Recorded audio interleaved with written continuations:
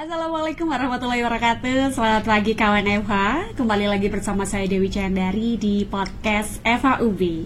Senang sekali hari ini podcast FHUB kedatangan tamu yang luar biasa. Beliau adalah Bapak Ibnu Sangwidodo SHMH, ahli hukum tata negara. Kita sapa dulu. Selamat pagi Pak Dodo. Selamat pagi Bu Dewi. Sehat? Alhamdulillah. Bagaimana kabarnya Bu Dewi? Alhamdulillah sehat. Senang banget ini Pak Dodo bisa kembali hadir di podcast FHUB. Tentunya kalau Pak Dodo hadir kita nggak jauh-jauh dari hukum tata negara ya Pak Dodo ya.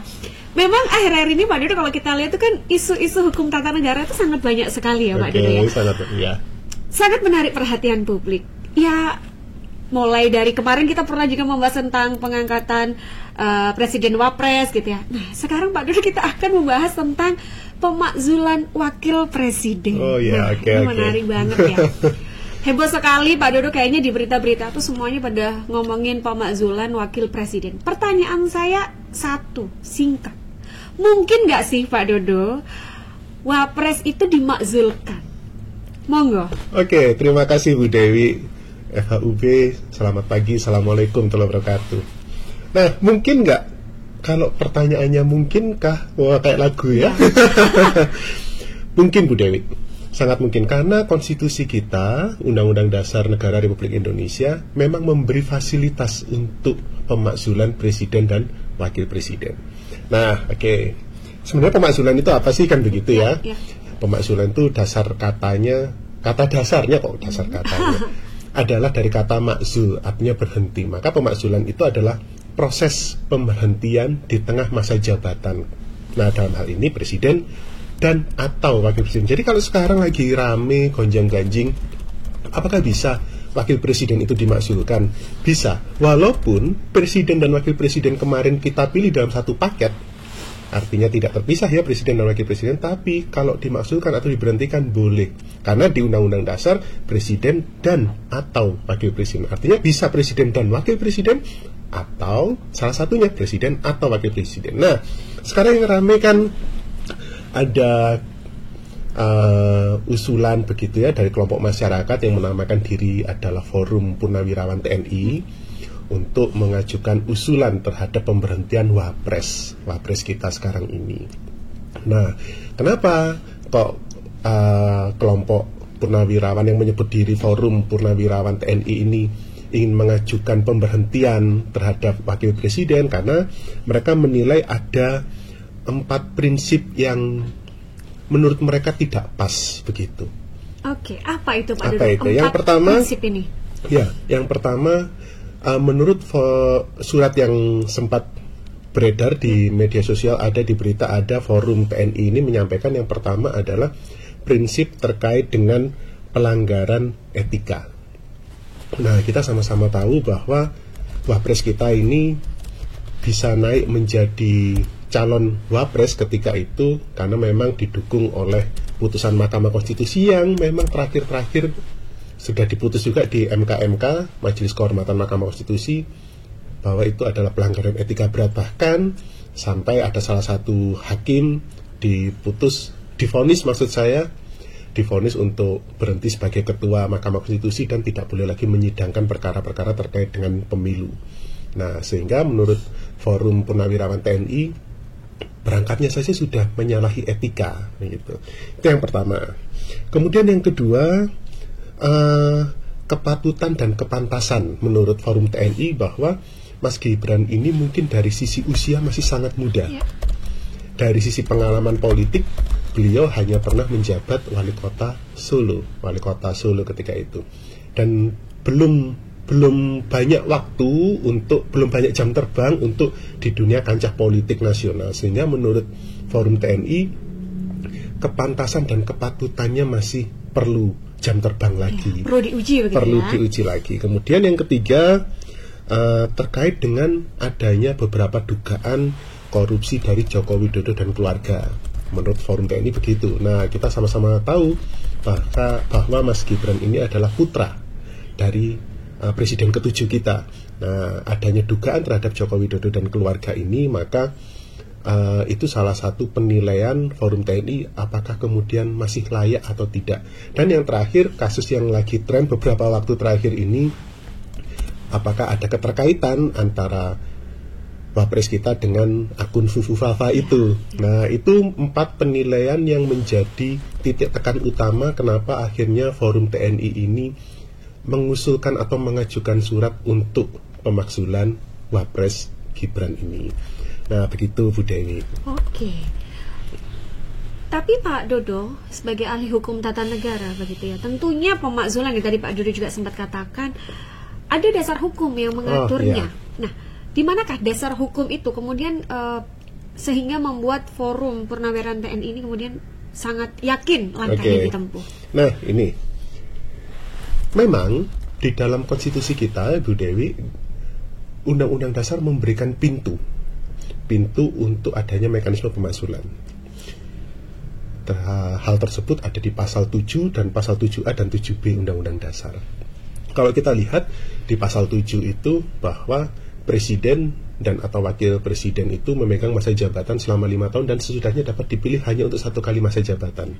Nah, itu kata kuncinya di sana. Artinya presiden dan wakil presiden ini maksimal hanya 10 tahun, nggak bisa lebih. Nah, apakah dalam 10 tahun ini akan aman? Belum tentu, karena banyak hal. Nah, itu kemudian dilanjutkan di Undang-Undang Dasar pasal 7A bahwa masyarakat atau kelompok masyarakat bisa mengajukan dugaan terhadap pelanggaran. Nah, di pasal 7A itu disebutkan pelanggaran-pelanggaran yang bisa digunakan DPR untuk memberikan dugaan pemakzulan. Yang pertama ada terkait dengan pelanggaran pidana berat. Pidana berat ini bisa terkait dengan terorisme atau terkait dengan penyalahgunaan obat-obatan terlarang, atau kemudian terkait dengan pidana berat yang lain ya, korupsi. Nah, itu tidak hanya itu, tapi juga yang kedua pelanggaran terkait dengan perbuatan tercela. Perbuatan tercela ini misalnya presiden atau wakil presiden menerima penghargaan atau warga negara dari negara lain. Nah, itu kan termasuk perbuatan tercela. Atau melakukan tindakan-tindakan asusila. Nah, itu perbuatan tercela, mungkin masuk konteks perbuatan tercela. Kemudian ada lagi terkait dengan syarat. Syarat, masihkah memenuhi syarat sebagai presiden atau wakil presiden? Misalnya jika presiden atau wakil presiden kita sakit permanen yang tidak bisa lagi menjalankan tugasnya. Nah, itu. Atau kemudian presiden dan wakil presiden ini berhalangan tetap atau mungkin meninggal dunia. Nah, itu kan beberapa poin sehingga menurut Purnawirawan TNI ini termasuk perbuatan yang melanggar hukum itu tadi. Baik dari putusan MK-nya, ketidakcakapannya dan segala macam itu. Nah, oleh karena itu di pasal 7A difasilitasi itu boleh melakukan pemakzulan dengan ketentuan-ketentuan itu. Nah, kalau kita melihat, maka sebenarnya Undang-Undang Dasar ini adalah produk politik. Memang didesain supaya presiden dan wakil presiden ini tidak gampang dijatuhkan. Kita sudah punya beberapa pengalaman, nanti kita bicara itu. Ya. Undang-Undang Dasar memberikan mekanisme pemberhentian. Cukup berat sebenarnya, cukup berat kalau saya bilang mekanisme pemberhentian. Walaupun kalau pertanyaannya Bu Dewi di awal, apakah mungkin? Mungkin, tapi cukup berat. Prosesnya atau seperti apa Pak Dodo? Tahapannya. Yang pertama, DPR akan menerima surat dugaan dari Forum TNI tadi, kemudian pimpinan DPR akan menilai apakah ini masuk kriteria itu tadi, kriteria yang sudah disebutkan di pasal 7A. Nah, setelah itu pimpinan DPR akan mengundang seluruh anggota DPR untuk sidang paripurna, memutus dugaan ini sesuai atau tidak, dugaan ini wajar atau tidak. Tapi syaratnya sidang paripurna ini harus dihadiri oleh minimal 2/3 dari jumlah anggota DPR kita. Nah, ini kemudian politiknya di sini mungkin ya Pak Dodo ya. Kalau kita melihat presiden kita saat ini koalisinya juga cukup kuat gitu loh. Dari 9 partai yang ada di DPR RI sekarang, 6 partainya koalisi.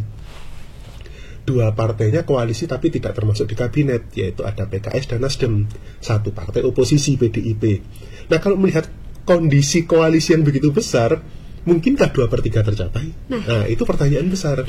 Tapi itu syarat konstitusi.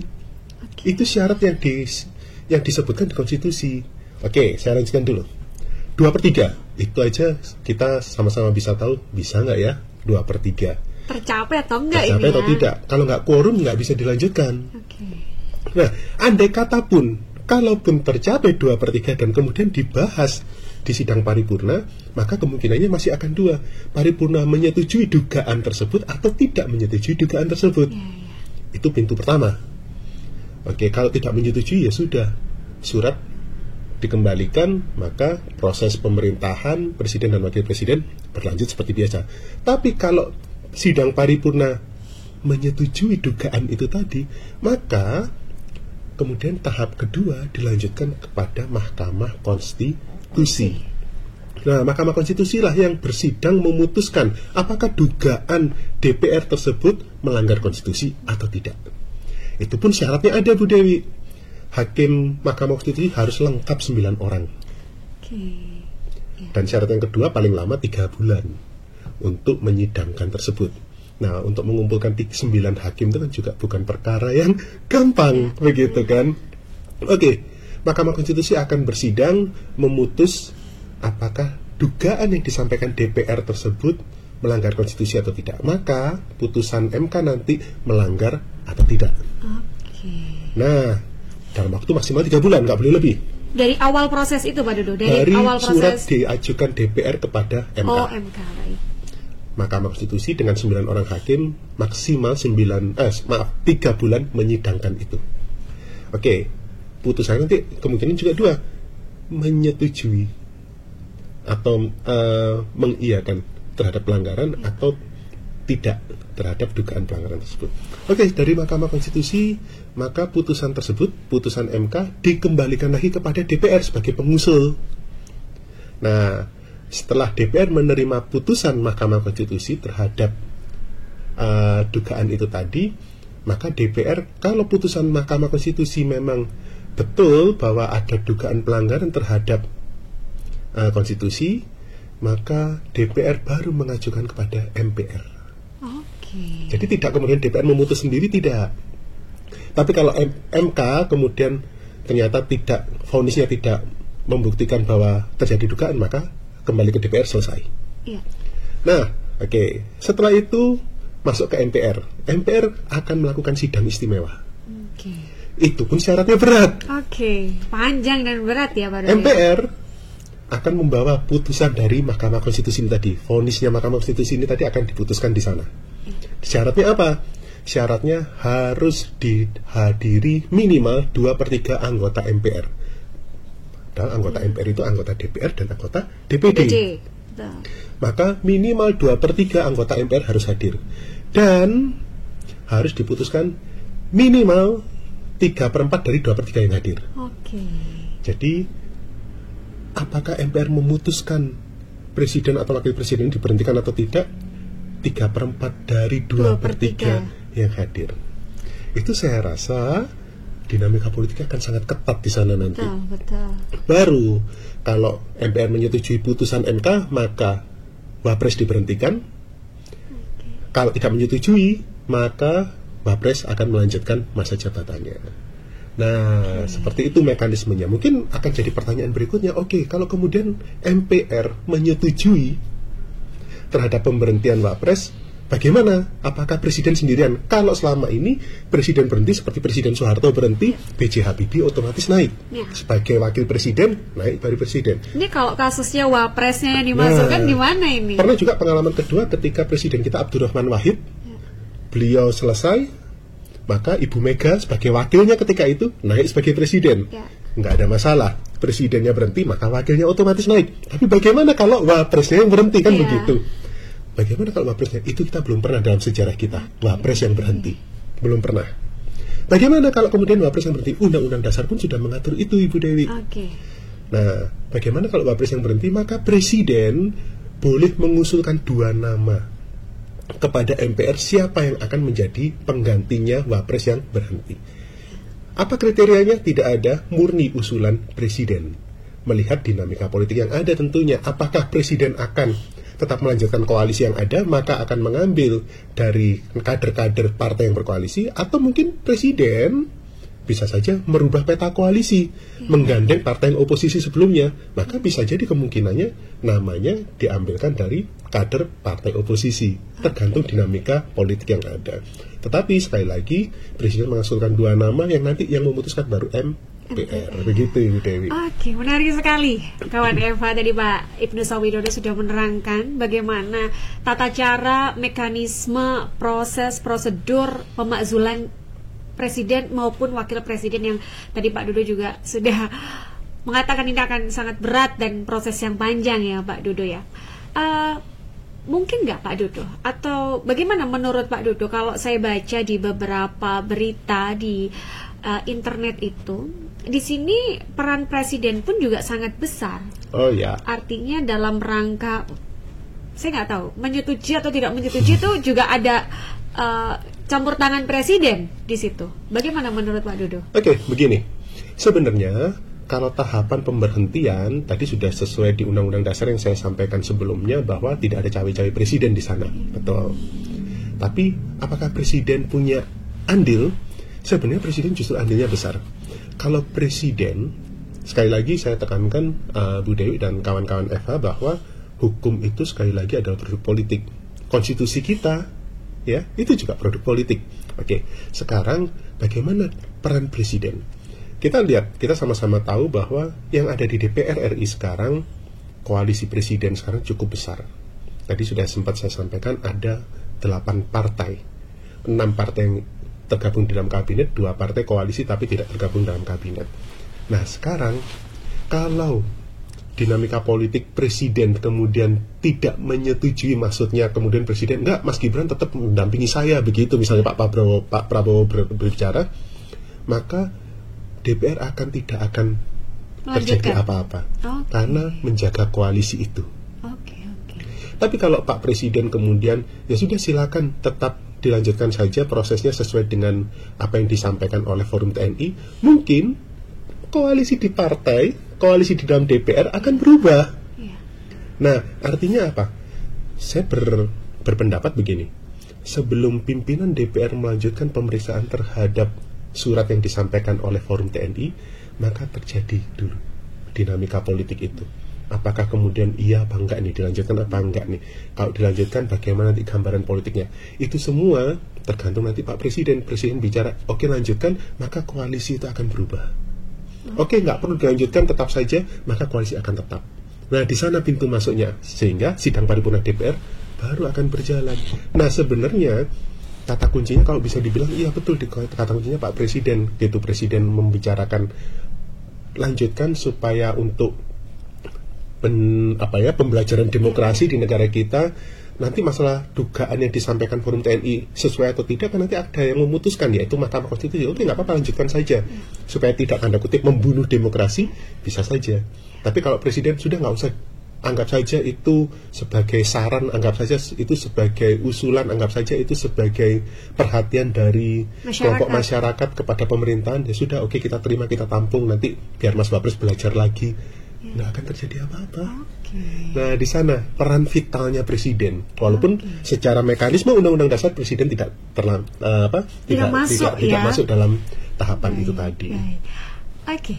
Tapi kalau Pak Dodo sendiri menerawang, melihat ke depan, peluangnya berapa ini Pak Dodo? Boleh kan ya selaku akademisi kita memprediksi bagaimana ke depan ini? Apakah seorang Presiden Prabowo akan memerintahkan untuk melanjutkan, atau ya sudah, ya udahlah ini anggap saja sebagai bahan pembelajaran?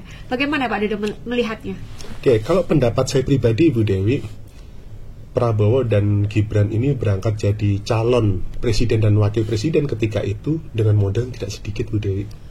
Tentu modalnya besar sekali. Kita sama-sama tahu kampanye yang luar biasa beberapa bulan yang lalu atau kurang lebih 1 tahun yang lalu. Sehingga saya rasa presiden juga tidak akan mengambil tanda kutip gambling terhadap hal ini. Mungkin Presiden akan memberikan pembelajaran terhadap Wapres, iya. Tapi kalau Presiden sampai menyetujui terhadap usulan Forum TNI untuk kemudian disampaikan kepada DPR RI, rasanya kos politiknya terlalu besar. Ya, untuk dipertaruhkan Untuk ya. dipertaruhkan, betul. Kos politiknya terlalu besar, kemudian nanti resikonya juga terlalu besar, belum tentu juga nanti calon penggantinya yang diusulkan oleh Presiden disetujui oleh MPR. Belum tentu juga, artinya akan banyak pertimbangan dan kevakuman di situ. Kalau saya melihat figur Prabowo saat ini, mungkin beliau lebih fokus pada pembelajaran Wapres, kemudian menampung usulan, kemudian tetap menjalankan apa yang sudah menjadi visi misi ketika kampanye selama ini. Sehingga saya rasa kok tetap ya, walaupun usulan-usulan pemakzulan itu juga ada. Oke. Baik, menarik sekali. Akhirnya kita mendapatkan pencerahan dari ahli hukum tata negara Fakultas Hukum Universitas Brawijaya terkait dengan rencana pemakzulan Wakil Presiden RI. Terima kasih Pak Dodo, saya ucapkan Terima kasih, Bu Dewi. Berbagi pengalaman, berbagi ilmu kepada kawan FH. Nanti kawan FH sudah tidak penasaran lagi kaitannya dengan tadi Pak, proses prosedur yang sangat panjang begitu ya. Sekali lagi terima kasih Pak Dodo, jangan bosan untuk datang dan main di podcast FHUB. Dan untuk kawan FH, jangan lupa terus saksikan podcast FHUB di YouTube Fakultas Hukum Universitas Brawijaya. Terima kasih, selamat pagi, wassalamualaikum warahmatullahi wabarakatuh.